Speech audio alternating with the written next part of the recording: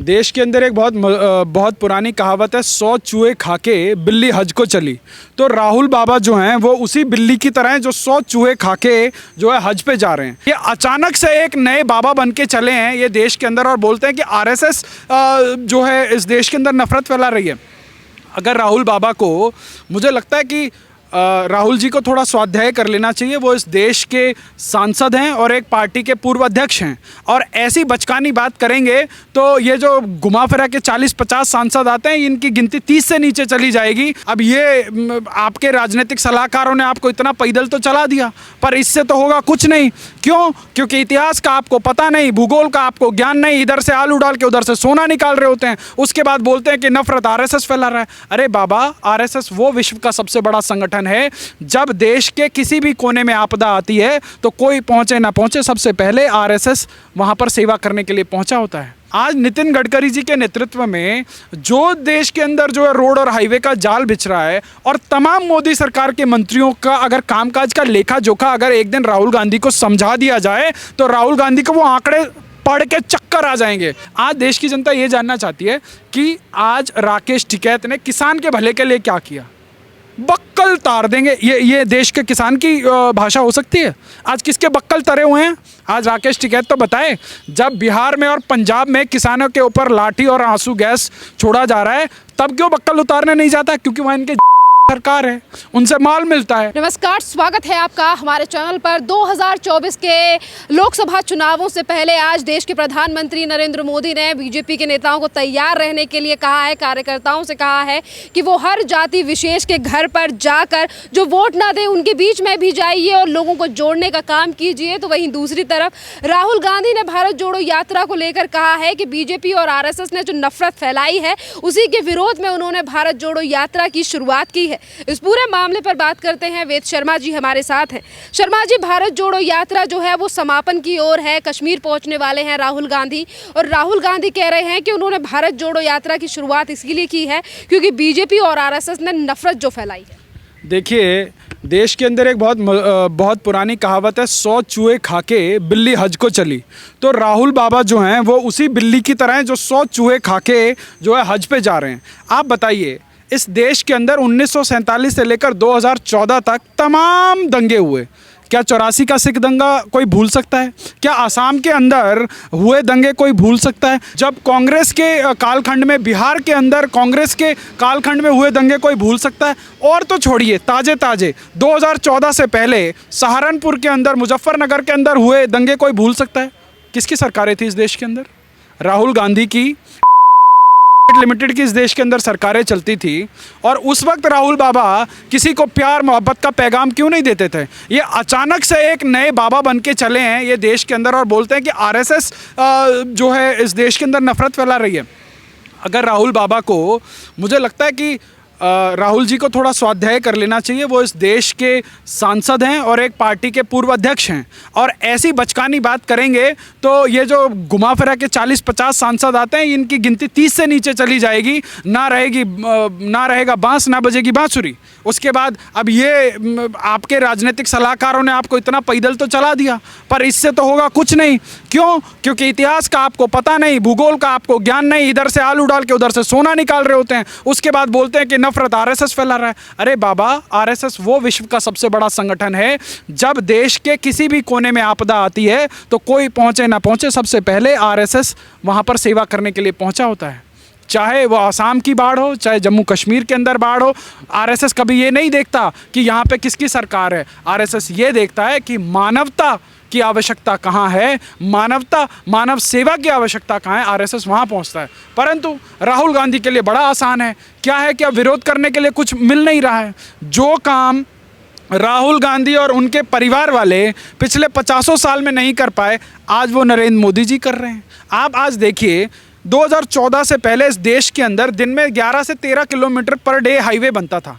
आज सरकारी आंकड़े बता रहा हूँ, मेरे घर के आंकड़े नहीं हैं। इस देश में दिन में 35 से 40 किलोमीटर की रफ्तार से पर डे इस देश के अंदर हाईवे का निर्माण हो रहा है। आप कश्मीर से कन्याकुमारी तक चले जाइए, अटक से कटक तक चले जाइए। आज देश में इंफ्रास्ट्रक्चर का इतना तेजी से विकास हो रहा है। अगर मैं एक्सप्रेसवे की बात करूं तो राहुल बाबा के परिवार और उनके गठबंधन के 60 साल और भाजपा के ये 8 साल उससे भारी पड़ रहे हैं। ये आज नितिन गडकरी जी के नेतृत्व में जो देश के अंदर जो है रोड और हाईवे का जाल बिछ रहा है, और तमाम मोदी सरकार के मंत्रियों का अगर कामकाज का लेखा जोखा अगर एक दिन राहुल गांधी को समझा दिया जाए तो राहुल गांधी को वो आंकड़े पढ़ के चक्कर आ जाएंगे। क्यों? क्योंकि कभी पढ़ाई की नहीं, कभी देश के बारे में सुना नहीं। राहुल बाबा को देश के राज्यों के नाम ढंग से नहीं पता, और वो एक, अरे बाबा ये देश बहुत आगे निकल चुका है। और राहुल बाबा के वो जो अगल बगल वाले चिंटू मिंटू हैं, वो मैं अभी एक वीडियो देख रहा था, हरियाणा के कांग्रेस के कुछ नेता उनके अगल बगल बैठ के उनकी ऐसी चापलूसी कर रहे हैं, और वो तमाम सोशल मीडिया के प्लेटफॉर्म पर, तमाम सो कॉल्ड डिजिटल मीडिया के प्लेटफॉर्म पर वो चल रहा है, और उसमें मिलियन मिलियन व्यूज़ हैं। अब जनता हंस रही है। अरे भाई, कम से कम अपने उस सो कॉल्ड 50 साल के युवा नेता को समझाओ कि चुनाव ऐसे नहीं लड़ा जाता। अरे कम से कम अगर महंगाई पे ही लड़ना है तो महंगाई के मुद्दे पे टिक जाओ। इधर महंगाई का मुद्दा रो रहे हैं। एक पत्रकार ने पूछा, भैया आपकी सरकार नई नई बनी है, वहाँ 3 रुपये डीजल क्यों बढ़ा दिया? तो कह रहे जाके मुख्यमंत्री से पूछो, मुझसे क्यों पूछ रहे हो? ये कांग्रेस के नेताओं का हाल है। ये हाल है। उन लोगों को जनता के जो सरोकार के सवाल हैं उनका जवाब नहीं देना। अब जब कोई पत्रकार पूछ ले तो उसे कह देंगे कि जी तुम गोदी मीडिया हो। जो खुद रवीश कुमार को अपनी गोदी में लेके घूम रहे हैं भारत जोड़ो यात्रा में। अब आपने देख लिया ना, भारत जोड़ो यात्रा में किस किस का साथ मिला है राहुल गांधी को। आपने रवीश कुमार को देखा, आपने राकेश टिकैत को देखा। जो लोग पिछले 2-3 सालों से इस देश में आग लगाने पे आमादा थे, वो सारे लोग भारत जोड़ो यात्रा में आपको दिखे, कमोबेश। तो अब आपको समझना चाहिए, और आपके माध्यम से मैं देश की जनता को आगाह करना चाहता हूं कि ये भारत जोड़ो यात्रा नहीं है। जिन लोगों के हाथ भारत को तोड़ने में सने हुए हैं, आज वो भारत जोड़ो यात्रा करके बच नहीं सकते, क्योंकि देश की जनता को पता है कि आपके पूर्वजों ने कितने 100 वर्ग किलोमीटर की जमीनें ऐसे उठा के जो है चीन को दे दी। जब सदन में पूछा गया तो बोला जी वो तो बंजर जमीन थी इसलिए दे दी। अब आज उस पाप को ढकने के लिए ये राहुल बाबा जो है पूरे देश में जो है पिकनिक मना रहे। इससे कुछ होने वाला नहीं है, पर हाँ उनके अगल बगल वालों को जो है अपनी राजनीति बचाए रखनी है, तो जो ये भजन तो गाना पड़ेगा। राहुल गांधी ने राकेश टिकैत के साथ भी मीटिंग की है और कहा है कि आज किसानों की हालत देश में काफ़ी ज़्यादा ख़राब है। अगर मैं आगे चल के मैं किसानों की हालत इतनी अच्छी करना चाहता हूँ कि 11 साल बाद मेरा बेटा मुझसे कहे कि मुझे खेती करनी है, और वहीं किसानों को कितना नुकसान हुआ है उसका ब्यौरा भी राकेश टिकैत दे रहे हैं। देखिए, राकेश टिकैत जैसे लोग जो आज किसानों के नाम पर लाइजनिंग कर रहे हैं ना अलग अलग पार्टियों से, आज राकेश टिकैत सबसे पहले तो जनता के बीच में आके बताएं। राकेश टिकैत की उस किसान आंदोलन के दौरान कितनी वीडियो वायरल हुई। कहीं पे वो किसी किसान, उनके भाई किसी किसान को गन्ने का रेट दिलवा रहे थे, गन्ने की दलाली कर रहे थे। तमाम बड़े बड़े चैनल ने वो स्टिंग निकाला नरेश टिकैत का। और राकेश टिकैत के कितने व्यापार हैं, कितने पेट्रोल पंप हैं, कितनी अवैध संपत्तियां, कितने जो है ईंटों के भट्टे हैं, वो देश की जनता को पता है, समाज को पता है। आज बिहार के अंदर किसानों के ऊपर लाठीचार्ज हो रहा है, राकेश टिकैत गए वहाँ पे। पंजाब के अंदर किसानों को दौड़ा दौड़ा के पीटा गया, वहाँ की सरकार के खिलाफ जो है किसान वहाँ पे कई दिनों महीनों तक धरने पर बैठे रहे, और वहाँ का मुख्यमंत्री सरकारी जेट पे जो है केजरीवाल को मौसा बना के उड़ा रहा है वहाँ पे पूरे देश के अंदर। और उसके बाद राकेश टिकैत की एक एक चू नहीं फूटी उसके खिलाफ। क्यों? धंधा है पर गंदा है। क्यों? क्योंकि किसका सपोर्ट था वहां पे सरकार बनवाने के लिए? तो देश की जनता को भली भांति पता है। आप बताइए, राहुल बाबा तो 10 साल यूपीए 1 यूपीए 2 में सरकारी इन्हीं का परिवार चलाता था। देश की जनता जानना चाहती है आपने किसानों के लिए क्या किया। और चलिए आपने नहीं किया, आपको जनता ने फेंक दिया। आपकी तमाम राज्यों में सरकारें थी, आपने किसानों के लिए क्या किया? आपके कमलनाथ ने, आपने कहा ना कि भैया आप कांग्रेस की सरकार बना दो मध्य प्रदेश में और मैं 30 दिन के अंदर मुख्यमंत्री बदल दूंगा अगर इसने किसानों का लोन माफ़ नहीं किया। छत्तीसगढ़ के अंदर ये रोज़ जो है वहाँ पर किस प्रकार से राज्य सरकारी संपत्ति का दोहन कर रहे हैं। कमलनाथ 1 साल 1.5 साल तक मुख्यमंत्री रहे, एक किसान का जो है कर्जा माफ़ नहीं हुआ। आज राजस्थान में 5 साल से इनकी सरकार है, राजस्थान में किसानों के घरों के ऊपर कुर्की के आदेश चस्पा दिए जा रहे हैं, किसान वहाँ जो है सुसाइड कर रहे हैं। राकेश टिकैत कहाँ है?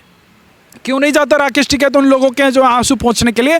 तो ये किसानों के नाम पे दलाली करना बंद करो। देश की जनता समझ रही है। राकेश टिकैत इतने बड़े अगर भोकाल होते तो उत्तर प्रदेश के अंदर क्या हुआ, और पश्चिमी उत्तर प्रदेश के अंदर क्या हुआ? तो राकेश टिकैत जी, उत्तर प्रदेश की जनता आपका और आपका एजेंडा बहुत पहले समझ गई थी। पर ठीक है, अब आपको राहुल गांधी का सहयोग है, आपको जो है केजरीवाल का सहयोग है, और इस देश की जनता, इस देश का मीडिया कैसे काम करता है आपने देखा होगा। और राजभर को दिन भर लार्जर देन लाइफ की इमेज देकर चैनल पर बिठा के रखते थे जैसे पता नहीं कितना बड़ा नेता हो। आप सोचिए, आज वो बेचारा इधर उधर 10 जगह मारा फिर रहा है। तो इन नेताओं की विश्वसनीयता नहीं है। राकेश टिकैत को नेता किसने बनाया? इस देश की मीडिया ने बनाया। आज राकेश टिकैत, आज जो है बाबूजी टिकैत की बात छोड़िए। देखिए, अगर किसी के पिताजी बहुत माननीय हो, बहुत अच्छे हो, इसकी गारंटी नहीं है कि उनका बेटा भी उसी क्रेडेंशियल को लेके, उसी क्रेडिबिलिटी को लेके आगे बढ़े। आज देश की जनता ये जानना चाहती है कि आज राकेश टिकैत ने किसान के भले के लिए क्या किया। बक्कल तार देंगे, ये देश के किसान की भाषा हो सकती है? आज किसके बक्कल तरे हुए हैं? आज राकेश टिकैत तो बताए, जब बिहार में और पंजाब में किसानों के ऊपर लाठी और आंसू गैस छोड़ा जा रहा है, तब क्यों बक्कल उतारने नहीं जाता? क्योंकि वहाँ इनके सरकार है, उनसे माल मिलता है, उन्हीं के माल के ऊपर जो राकेश टिकैत उछलते हैं। तो देश की जनता को एजेंडा और काम करने वाले लोगों का फर्क पता है। और 2024 में भी इनके पास सब प्रधानमंत्री बने फिर रहे हैं। उधर नीतीश चाचा प्रधानमंत्री बन रहे हैं, भगवान जाने कहाँ बन रहे हैं। और कोई कह रही थी इनकी प्रवक्ता कि अभी कांग्रेस के किसी हैंडल ने 2023 में ही राहुल गांधी को प्रधानमंत्री बना दे। भगवान, इनको कौन पढ़ाता है रे? पहले अपना थोड़ा बहुत स्वाध्याय तो ठीक कर लो, अपना रिसर्च तो कर लो। तुम उस बेचारे को वहाँ अमेठी नहीं जीत सका, उस बेचारे को वायनाड भेज दिया। अब वायनाड में भी हार जाएगा, कहाँ भेजोगे उसको? पाकिस्तान में चुनाव लड़ने भेजोगे, बांग्लादेश भेजोगे? तो ये जो वैचारिक दिवालियापन है, ये कांग्रेस को अंदर ही अंदर खाए जा रहा है। पर ये बेचारे PR स्टंट में जो है कोई कमी नहीं छोड़ रहे। बेचारे को AC वैन के अंदर बिठा के वहाँ जाड़े में दौड़ा रहे हैं। तो ये उस बेचारे युवा के साथ बहुत ज्यादती हो रही है। मैं अनुरोध करता हूं कि इस ज्यादती को रोका जाए, उसको आराम दिया जाए। बेचारे को जाड़े में एक टी-शर्ट पहना के घुमा दिया जा रहा है। बताइए, दिल्ली के अंदर 7-8 डिग्री का टेम्परेचर है, उसको बोला जा रहा है कि भैया देखो राहुल बाबा तपस्वी। अरे बाबा, राहुल बाबा से तपस्वी लिखवा लो एक बार। भाई तपस्वी करता क्या है? वो राहुल बाबा को कुछ मिल नहीं रहा है। वो बोले भाजपा वाले जय सिया राम नहीं बोलते, हर हर महादेव नहीं बोलता। अरे राहुल बाबा, कभी अपना ट्विटर ही खुद चला लिया करो यार, यूट्यूब पे देख लिया करो। नरेंद्र मोदी जी जितनी बार काशी में जाते हैं वो पार्वती पता है हर हर महादेव बोलते हैं। राहुल गांधी अपने जो मुख्य विरोधी हैं उनके बयान को नहीं देख रहे हैं, और उनके जो एडवाइजर्स हैं वो नहीं देख रहे। आप बताइए, क्या जनता मानेगी? राहुल गांधी आके बोल रहे भाजपा वाले जय सिया राम नहीं बोलते। अरे भाई, कुछ ढंग का मुद्दा लाओ। तुम्हारे पास मुद्दों का अकाल पड़ गया है। तो मेरा सुझाव है राहुल बाबा और उनके जो पोलस्टर्स हैं, उनके अगल बगल वाले जो राहुल बाबा को इस देश का प्रधानमंत्री देखने का दिवा स्वप्न देख रहे हैं, भाई कुछ ग्राउंड लेवल पे काम कर लो।